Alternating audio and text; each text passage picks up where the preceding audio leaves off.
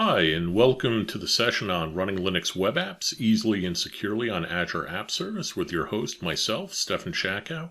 Thanks for clicking in and listening. So what am I going to go over here with all of you for the next few minutes? I'm going to walk through a variety of language, deployment, and security options that are there for all of you when you're running your web apps on Linux App Service. And as I go through that, I'm also going to intermix it with info both about some recent feature updates, as well as some sneak peeks at upcoming feature announcements. And then we'll round things out with some demos. So to get things started, of course, you're probably a developer and wondering, hey, what can I actually write and what can I run when I'm on Linux App Service? And the answer is we have great support for a wide variety of open source languages. You can run your apps in Node, in Python, Java, .NET, PHP, and then furthermore, you can go ahead and bring Docker containers to the platform. And the great thing about this is that you can get up and running quickly with source code-based applications, which is probably very natural for folks when they're initially writing their apps. And then if there are specific versions, for example, of a language that may not be fully built into the platform, maybe you have packaging or security requirements from your organization, you can also choose to instead package up your apps as a singleton Docker container and deploy it and run it on our platform. So in terms of some, both recent announcements and some things that will hopefully be out there around the time that you're watching this, we do have Python 3.9 planned to be coming out relatively soon, probably somewhere around either end of May or June on the platform. And when it does come out, it will be available in a form that's called early access. And this is a relatively new way we have on App Service where we can get newer versions of languages and frameworks available for all of you to take advantage of. And then eventually early access languages will move into a built-in state. Basically what that means is instead of pulling in the languages on demand, they'll be automatically pre-primed and cached on our local disks, and as a result, apps will start up a little bit faster. And to give you an example of that, Node 14 LTS, as we speak, is now available as a fully built-in language for all of you to use on the platform. Previously, earlier in the year, it was in early access, but now it's fully built in.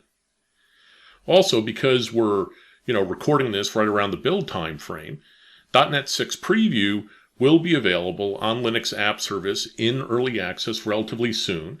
Depending upon when you're watching this, it may already be out there, or it may be available in a handful of weeks, but right around the time of build, late May and maybe early June, you'll see that showing up as an option for all of you to use.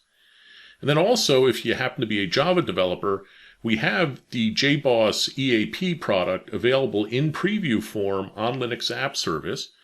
It's been there for quite a few months. We will be updating the bits in the next few weeks and also keep an ear to the ground for announcements in the future because it is moving on the path to GAing in the not too distant future for those of you who are bringing JBoss apps onto our PaaS service. So that gives you a quick overview of what's available in terms of languages. Let's take a quick look at sort of once you write your app, how do you build it? How do you get it onto our platform? Right? I mean, maybe you have the code up and running on your laptop, but how do you, as they say, get there from here? So one of the easy ways is, of course, to use an IDE, for example, the popular VS Code platform, and from right inside of the app, go out and basically deploy your code right onto App Service. And that's an option for you. You can right-click on a project and basically say, yes, please go push my code up into Azure App Service. And then for scenarios where you're using CI and CI/CD systems, you can have, for example, a repo with all of your code over in GitHub, and then use a GitHub Action to build and package your app. And then similarly, using that GitHub Action, go out and push the completed product up into the cloud onto Azure App Service. And of course, a companion variation of that is using Azure DevOps and Azure Pipelines, where similarly you can use a pipeline to go out and build your code, and then again push it onto App Service. Now, the reason why I've been mentioning all these options, with the phrase pushing code is because underneath the hood, there's a base capability in the platform that allows you to take a zipped up set of your files. So for example, it could be all of your node, all of your source code, and then as well as all the modules, you name it. And in essence, you can throw it over the wall to us as a zip file and say, here, App Service, you should go expand this and go run it. And underneath the hood, VS Code, GitHub Actions, Azure Pipelines, they all make use of that. Similarly, if you use a CLI tool like AZ Web App, and specifically the AZ Web App up command, you can just be parked there on the command line and automatically push your app right up into the cloud, and again, underneath the hood using zip deployment. It's a bit of a much more advanced scenario, but it's pretty cool. You could actually, for example, have your own, CI/CD system of choice, automate all the zipping, and use a tool like curl to literally just post your code, send a post command with that zip file up into our system. Now, all of these are variations of how you write your code and you sort of push it to us. There's also the pull variation. And this is the approach where you package up your app one way or another into a container, deploy it into a registry. So, that could be Docker Hub, it could be Azure Container Registry, or it could just be a private registry that's out on its own URL with its own creds. And then you can tell App Service to pull that container from the registry into our platform, at which point we'll spin it up and start running it. So there's a pretty wide diversity there in terms of options for getting code up and onto our platform. So let's talk about sort of what's new, again, what's recent, and maybe a little bit of what's coming down the road. It was not too many weeks ago, again, I'm sitting here recording this in May, so not too long ago, that we updated the GitHub Action integration that exists for App Service with native support for Python. If you happen to have been watching our integration with GitHub Actions, over the past year or so, Python was sort of the last language that sometimes was a bit quirky to get working with GitHub Actions just because of the fact you have virtual environments and have to keep those in sync. So that's all been smoothed out. That's up and running. You can go out and check in code to a GitHub repo, use the App Service GitHub Actions that we have out there, and we will automatically package, build, and push your app over to App Service. Also in the same vein, if you've been taking a closer look at the user interface, the UX for App Service in the portal, and that may be the case when you're creating a new web app, or alternatively if you're using what's called Deployment Center, where you can see all of your existing options for deploying code into the platform. You'll see that GitHub is now a first-class option in that Create Web App UX. And so if you're creating a brand new app from scratch, you'll see that we will ask you and say, hey, do you want us to go out and pull your code for you automatically from a GitHub repo? And then optionally, do you want us to set up a GitHub action for you? So literally, it's just a couple of mouse clicks to set that all up when you're creating a new web app. And then similarly, there's an overhauled deployment center where you can see all of those options in the portal. Now I have here at the bottom of the slide just reference info if you come back to it. And again, not required, for just day-to-day usage, but if you're curious about sort of an advanced integration scenario, how you can sort of get code pushed into App Service, these are some good links to start reading up on how that zip push deployment works underneath the hood. So at this point, I'm going to switch over and talk a little bit about securing your web app. And the idea here is just to give you an idea of, hey, now that you've got your app built, you wrote it in the language of choice. You either gave us it as source code or you deployed it as a container. Now maybe you're talking to your security folks and you're like, okay, what are my options for sort of locking down my app or following best practices? So the first thing is pretty familiar. You can lock down traffic coming to your Linux web app using a feature called IP access restrictions. And as the name implies, this is a case where you can set up, allow deny lists based upon specific addresses or address ranges. There's, of course, the old standby of putting a TLS certificate onto your app, and I'll talk about it in a little bit, that there's also advancements there with our free TLS feature in that area. And then another thing that we see a lot of customers do is they will put Azure Front Door upstream of their app. And then they will use the IP access restrictions feature to lock down access so that it only allows traffic from the specific tenant in front door. And also, even though I'm talking here about Azure specifically with front door, lots of customers do a similar thing with an upstream service like Cloudflare. It's the exact same approach for sort of putting it all together. Now, on the other hand, if you want to hide your Linux web app from the outside world, you can use a somewhat new feature. I think it came out about 4 or 5 months ago, called Private Endpoints, and that basically gives a private IP address to your Linux web app. And now you can, for example, put an intervening device like Application Gateway or pick your virtual firewall of choice that's exposed to the outside world, and then the back end of that device or that gateway is what actually communicates to the private endpoint. And that way you've completely hidden your web app from direct access over the internet. Another nice thing about the private endpoint approach is it's also a way of exposing internal-facing apps so that they're accessible from your internal corporate network.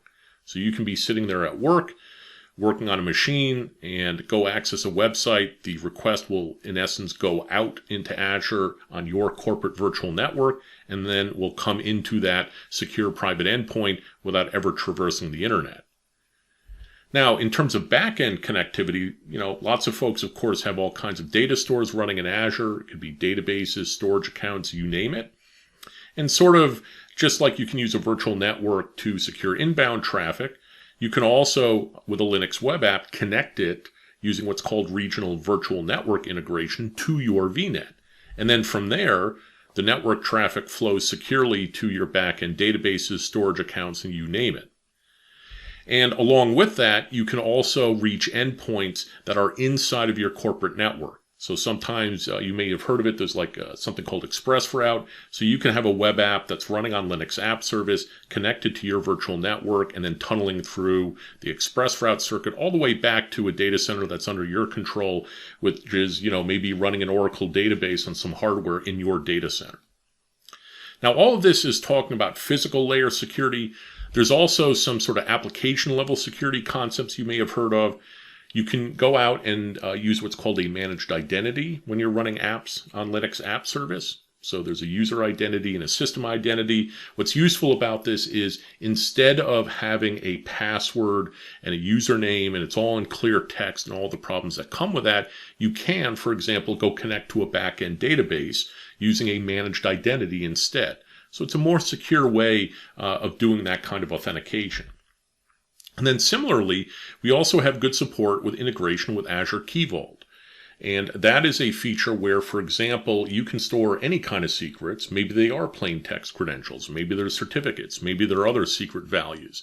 And you can access those very easily from inside of your app running on Linux App Service so that you don't have to go out and store those values in the clear, in source code, again, following, sort of bad practices. Instead, you can put those values inside a Key Vault and securely pull them from there. So when we're talking about securing your web app, there's of course also a second option, which is you can go out and deploy your Linux app into what's called an app service environment. And that's basically a miniaturized version of app service that's running inside of your own virtual network. And that way it's accessible by default only from inside of your corporate network. It's completely hidden from the outside world. And then sort of similarly to what we saw on the prior slide, you can also go out then and expose it to the outside world by doing things like putting an application gateway in front of it. So let's talk about sort of what's available now and then give you a peek at what's coming down the road. And so again, realize I'm talking about this in the context of sort of early May looking ahead to build. So if you are watching this a few months from now, hopefully a lot of these they're already de rigueur and out there and in use. So not too long ago, we released support for access restrictions with what's called a single tenant front door. What that boils down to is you can use IP restrictions and lock down inbound control to only allow traffic from the front door instance that you set up and that you configured. And if you think about it intuitively, that's probably what you want when you put something like front door in front of your Linux web app. In the area of Key Vault, there's been a recent upgrade with support for what's called version-less Key Vault references. This is a pretty cool feature. Again, not going to go into it in detail here, but I've got the link up on the slide. It's a way to make it a lot easier to be able to pick up secrets and have them automatically rotated without you, the developer, having to always worry about, well, what version am I on and how am I constantly rolling versions over time. And then lastly, I know it's been a very frequently asked for capability. We do have support for using managed identities when you're doing a Docker pull from Azure Container Registry.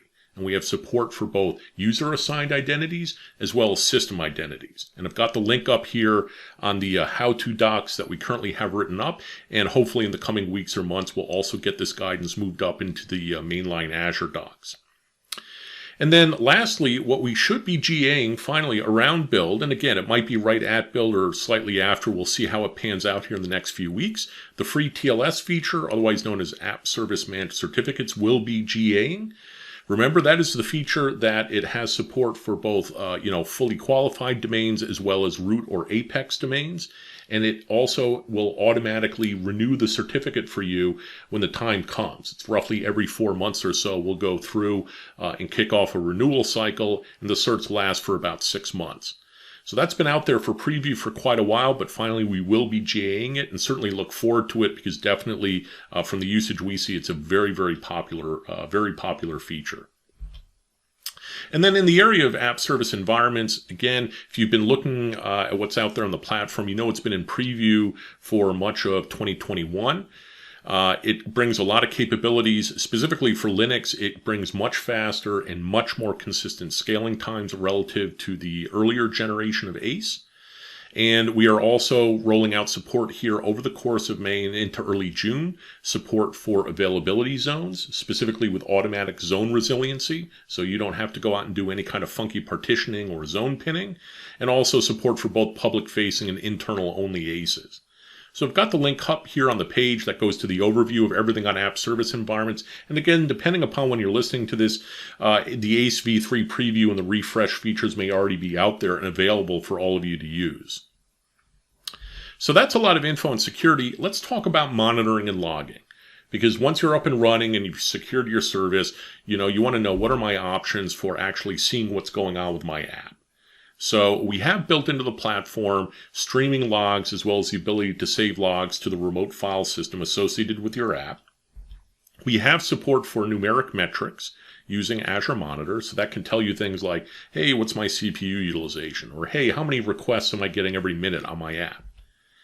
We have support for application insights, which is Azure's application performance management product. You can include that directly into your app, and it will give you deeper data and information about things like stack traces, exception traces, insights into sort of correlation of call flows across different parts of a distributed app. And that's just naming a handful of things. There's a plethora of APM capabilities that are there in App Insights. And then also Azure Monitor Logs. And Azure Monitor Logs is sort of the big text logging system. It gives you the ability to, for example, ship your Nginx request logs out to durable storage, and then you can write things like SQL-like, it's called KQL, but SQL-like queries over those textual logs and do all kinds of cool things like getting alerts, getting pager alerts or email alerts, depending upon the results of a query that you run over your text logs. So there's a lot of options for you here, both when you're just getting up and running on an app, as well as when you talk about long-term, durable, persistent storage that can be queried with text logs.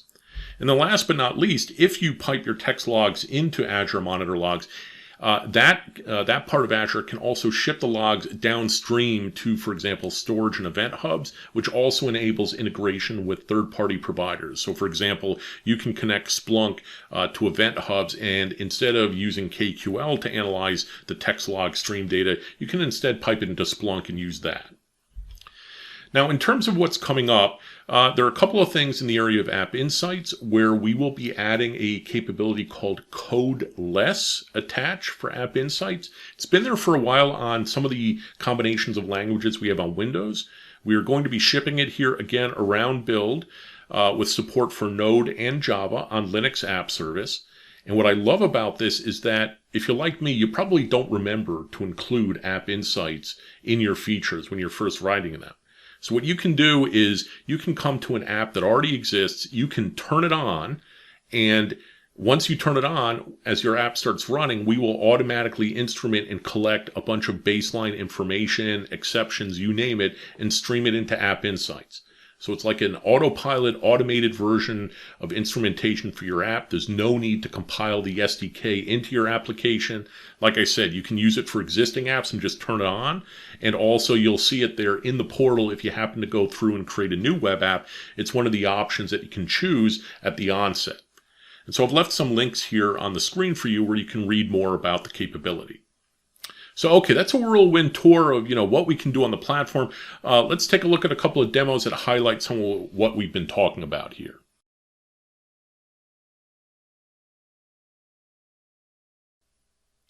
Okay, so I'm here in the portal right now looking at my Python app. Specifically, it's a Django app that's running on Linux App Service.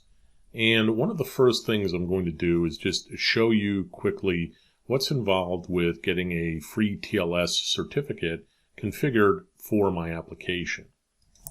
First thing as a prerequisite is you do need to have at least some kind of custom domain associated with the app. And you can see here that I have a root domain already associated with the app. And then similarly, I also have a full www domain set up. Now, there is information out there in our docs that explains what you need to do in order to associate a custom domain with your app. Again, won't drill into it here in the interest of time, but once you've got your domain set up, the next step is setting up a request to get a free TLS certificate. So what I've done here is click through into the TLS settings, and I'm going to specifically click into private key certificates right here. And at this point, I will go over to the right-hand side of the screen, and I will select Create an App Service Managed Certificate. And that is the name of the free TLS feature. I know it's a little bit of a mouthful, but that is how you know that you're making a request to get a fully managed certificate. It's at no cost to you. We will issue it, assuming that your domains check out, and then we will automatically renew it. Again, we'll start doing the checks around the 4-month mark, and then usually by the end of certainly month 5, we will automatically start updating the certificate for you, so you don't have to worry about that. So let's click in here, and I'll say absolutely, let's go out and kick off the creation of a request to get a managed certificate for this root domain. Now, this is going to take a little while, and so again, we won't sit here waiting for the entire process to complete. Okay, so we're back. I have fast forwarded through time. It takes probably about 4 or 5 minutes for the backend provisioning to complete, but you can see here in the notification pane that I have successfully gotten a certificate issued for my domain. So we will dismiss that. Click through to the TLS settings, come over here to private key certificates, and now we'll see that sure enough, I now have a certificate showing up that I can make use of. So if I switch back to custom domains, just make sure I've got everything showing here. So I will come in here and say, great, let's add a binding. And it says, hey, yes, for this custom domain, SVZKM, I want to use that newly issued certificate. And of course, it's going to be SNI because the free TLS feature only issues SNI certificates. So I'll come in here and go add that binding. And again, that should be a pretty quick operation to get that set up. Now that we have the free TLS certificate bound to the root domain, let's go out and verify that it's working. So we'll pop over here to another tab, and we'll navigate to the home page of our site. You'll see I'm using an HTTPS URL, and sure enough, it shows me that my connection is secure. So great. Now I've got a free cert protecting my root domain. One last item to note here is I've only configured this so far for the root domain. You will go through the exact same process a second time to get a certificate set up for the www domain. It's the exact same thing that I just showed you over the last few minutes. You wait for a little bit, it'll issue a new certificate, and then we'll be up and running with a second cert covering the www domain.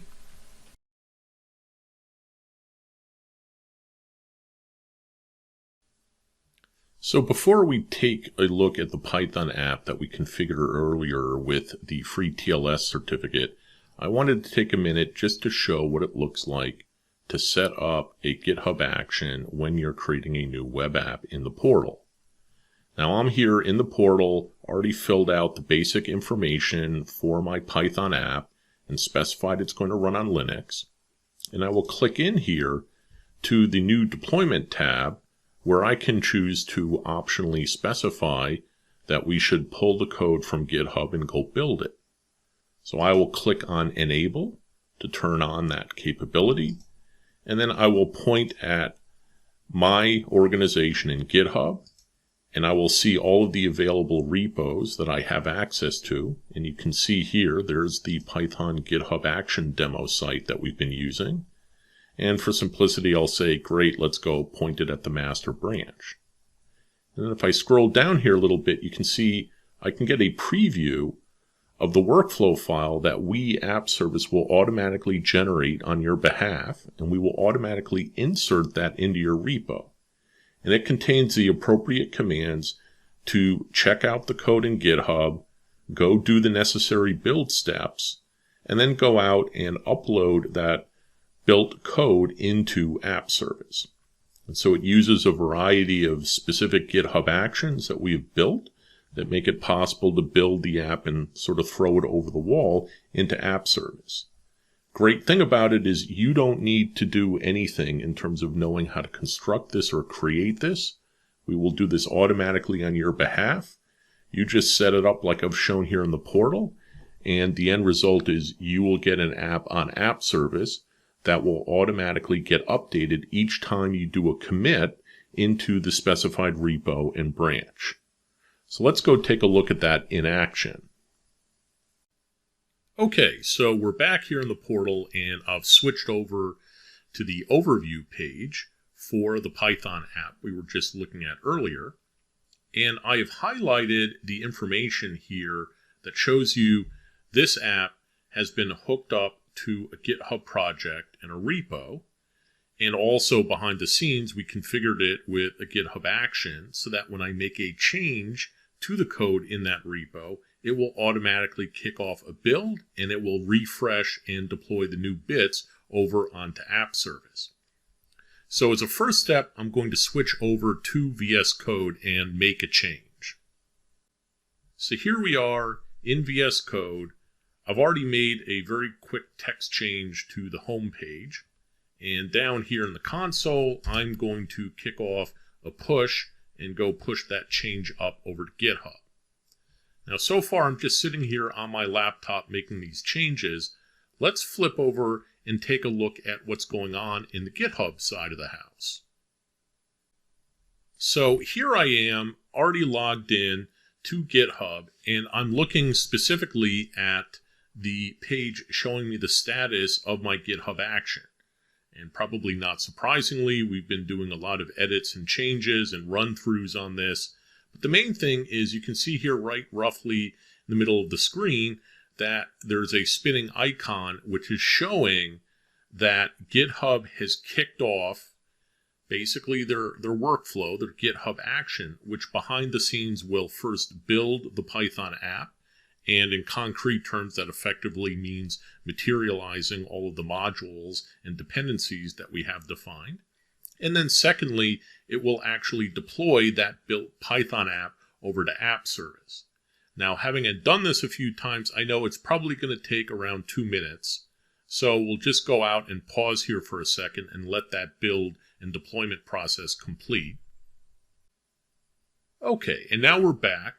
I ended up waiting a little bit more than 2 minutes, and you'll see when we're looking here on the screen that the status icon has changed to green. And that's telling me that both the build and the deployment have successfully completed. And if we pop over here to our other browser tab, let's go out and refresh. And sure enough, we can see that the code change took effect. So hello everyone who's watching us remotely. And if you think about it, that's actually pretty darn cool. I can just sit here, hang out on my laptop on my local machine, push the code up remotely into GitHub, let it do all of the heavy lifting of the build and the deployment, and then throw it over the wall and automatically deploy that into App Service. So as I mentioned a little bit earlier in the slides, Remember, you can go out and configure that exact flow using either the Create New Web App option in the portal, or similarly, you can go into Deployment Center in your application and set it up for an app that you already created a while ago.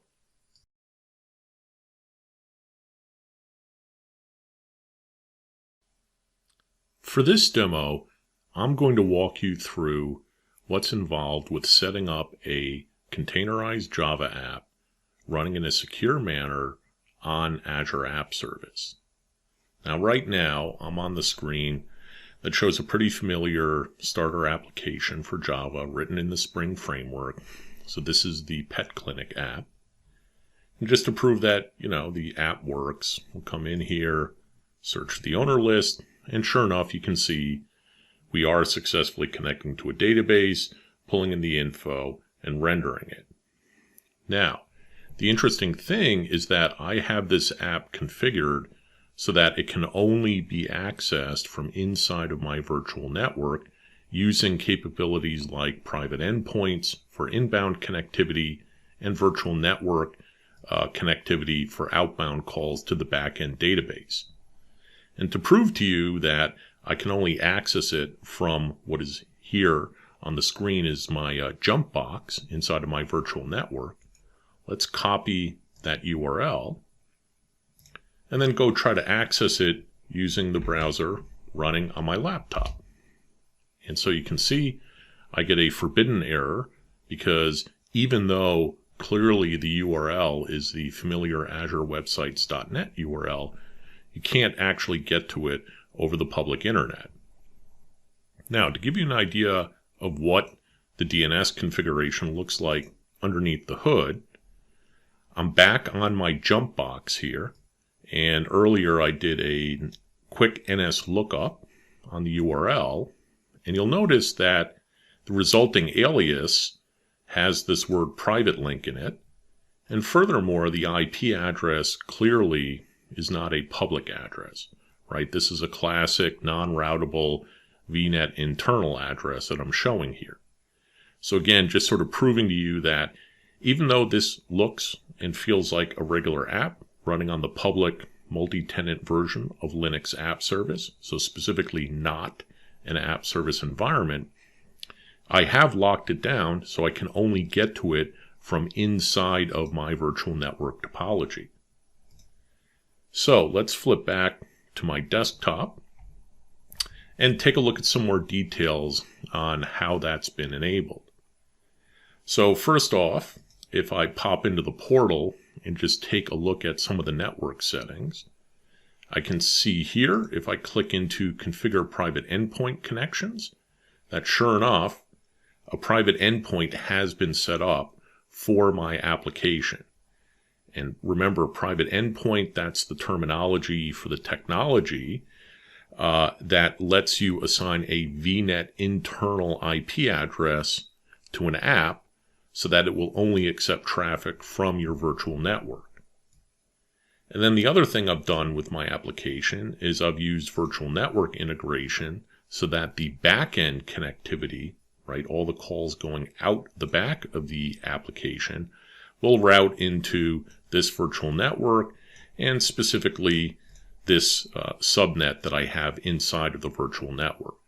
So I've got both my inbound and my outbound network flows on this non-app service environment based app set up to only flow over a VNet. So let's take a look at what's actually involved in terms of building and deploying and getting the app to a point that it can run in this kind of configuration. So I'll hop over to a different tab here and take a look at the Deployment Center configuration. Now this is showing me that my application has been configured so that the source code is located inside of GitHub, and it is using a GitHub action to publish, as it were, my app from GitHub into this secure application. But you'll notice that the registry settings have also been set up. So actually, this is a Dockerized app where the Docker image has been deployed into Azure Container Registry. So what's happening behind the scenes is that we configured this app to use a GitHub action, trigger a Docker push, and then subsequently tell App Service to pull the new version of the container from the container registry. So let's take a look at some of those moving parts. So here I've flipped over to a view in GitHub, and I'm looking at sort of the root of my repo. And you can see I've got a Docker file. So let's pop into that. So this is the Docker file that uses OpenJDK and Maven to build the Pet Clinic app. And then ultimately what I get is a Docker container with the app listening on port 8080.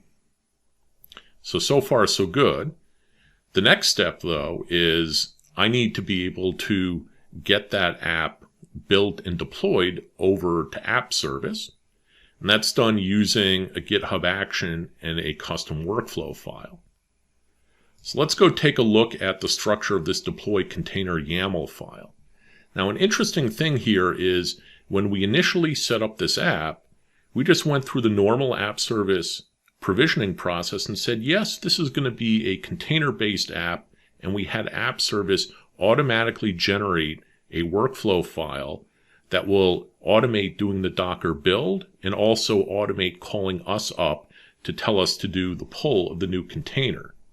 But what's cool about this is even though we ended up with the initial auto-generated file, so you can see here in the initial generated file, it does the Docker build. We then went out and intentionally mutated it because ultimately what we've done is we've generated the initial cut, as it were, of your GitHub action and the workflow, but you can go out and modify it, edit it, change it to your heart's content. We as a service are not going to subsequently come back and modify or change it. So what we did is we modified the file to deploy a version of our app to the non-app service environment variation of the service. So this is deployed a multi-tenant. And what you're actually seeing here are basically the default actions and configuration that you get when you initially set up a containerized app on App Service and tell us, yeah, go generate a workflow file to go deploy this into App Service. And so you can see that ultimately what's happening in this deploy to web app step is we have a custom GitHub action that will, by way of Azure Resource Manager, make an ARM call into our service and say, hey, App Service, guess what? You should pick up the latest version of the container from the container registry. And that's what triggers us to pull into the application the latest version of your bits. But we went out and mutated this workflow file some more and also created a parallel deployment action that will also deploy the exact same container to a fully isolated App Service environment. In this case, this happens to be a v3 variation of our App Service environment that's in preview and that I'd alluded to earlier in the slides. And so the end result is each time we kick off a build, if we take a look at a recent build run, you'll see that after about 3 minutes of doing, the Maven build and the Docker packaging, we end up simultaneously deploying 2 copies of our app, one to a fully isolated App Service environment, and the second one to the lockdown and secure variation on the public multi-tenant version of Linux App Service. And that's the version that we're looking at and saw running in the browser earlier. So this also sort of highlights a very important aspect of how do you get code running on App Service if your app isn't accessible to the outside world. And this is actually one of the prime use cases for using a container because you always have a container registry in the picture, and that sort of acts as a neutral intermediary sitting in between your build system and App Service. And so in this case, of course, the GitHub Action infrastructure has a clear network path to Azure Container Registry, so it can push the container in there. And then similarly, we in App Service, running inside of your virtual network, can pull that container from the registry down into the application that's running securely in your VNet. And that's how you're able to easily bridge between a build environment and a secure runtime environment. Okay, so enough on sort of how we've set up the deployment in the build. Let's take a look at how the database connectivity works and sort of highlight why that's connecting securely to a backend SQL DB. So I'm going to come here into my configuration settings for the app, and I'm going to highlight the connection string. So two things to note. In the highlighted section that I'm showing right here, you can see it's referencing a SQL database under the database.windows.net domain, and we'll touch on that in a little bit. And then similarly, if I come to the end of the connection string, you'll see that it's set up the authentication method to say Active Directory MSI. So let's touch on both of those. On this tab, I'm showing the configuration of managed identities for the Java app. And you can see there are options for both system and user assigned identities. So what we did is we enabled the system assigned identity for this app. And even though it's a container, this is fully supported. So what this means is when this app running in my container makes an outbound call, it is going to effectively masquerade as this system assigned identity that exists inside of my Azure Active Directory tenant. Then in my Java application, in the configuration for it, if we pop over to POM.xml and do a quick search for the SQL Server connection configuration, you'll see we're using the Microsoft JDBC driver, and it has been also configured to say, hey, when you make connections, you should do it using a managed identity. So that combination of the connection string going out, the connection string specifying Active Directory MSI and the database connectivity being configured to use managed identity is what makes the app use that system assigned identity when it makes an outbound call. And then I'm not going to show it here in the interest of time, but it is documented how using SQL DB, you issue a SQL command to grant access on your database to the system identity. So that takes care of sort of the application level authentication.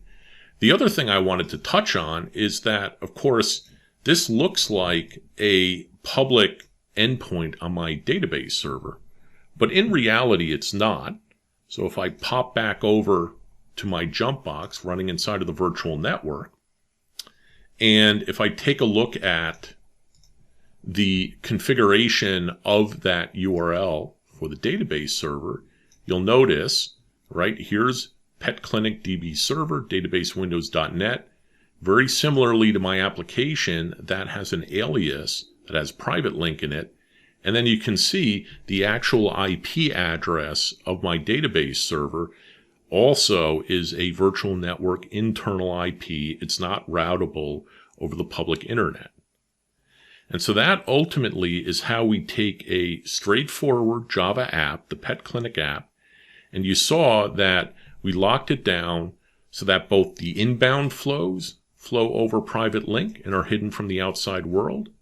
And then because we connected the back end to a regional virtual network, all the network flows go over my VNet. And so a downstream resource like my database server is similarly being connected to over the VNet. So let's wrap up the session here. Over the course of the content and the demos, you've seen that Linux App Service supports a wide variety of web app scenarios, everything from starter apps up through business critical apps that need to run in secure configurations. Hopefully a lot of folks are excited by the imminent GA of the free TLS support on the service for both root domains and subdomains. And lastly, you got insights into a number of new language, logging, and security options which will be releasing soon, including Python 3.9 and the .NET 6 preview shortly coming to Linux App Service, the new codeless application insight support for Java and Node apps on Linux App Service, And lastly, as we get into June, the imminent refresh of App Service Environment v3, with the new preview bringing support for availability zones, as well as much faster and consistent scaling times for Linux apps. So we'll close out here on this slide. It's got links to the blog for the App Service team, as well as some docs that dive deeper into a number of the different concepts that we talked about here today. So thank you everyone that clicked in, viewed, and listened, and I hope you have a good morning, afternoon, or evening, wherever you may be in the world.